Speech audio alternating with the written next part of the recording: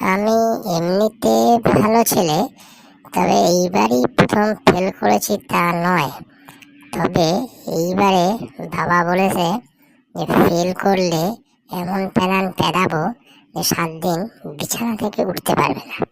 তো যাই, একটু মাস্টার মশাইকে একটু ম্যানেজ করা যায় কিনা একটু দেখি। স্যার, আসবো?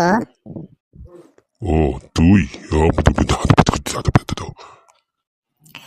স্যার, আপনি তো সব জানেন, তো আপনাকে আমি একটা প্রশ্ন জিজ্ঞাসা করব, উত্তর দিতে পারবেন?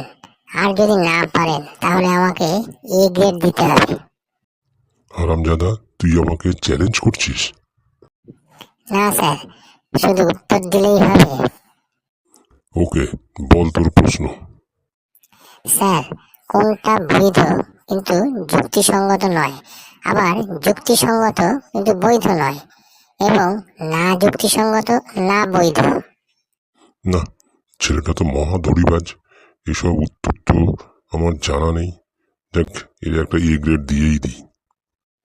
তাহলে স্যার, পারলেন না তো? তবে এবারে শুনুন।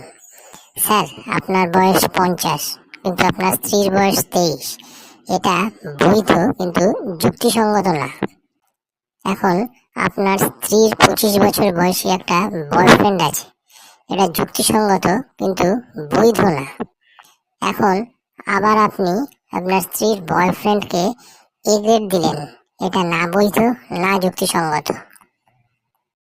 ওরে হারামজাদা, বেরো বেরো এক্ষুনি, বেরো এখান থেকে এক্ষুনি।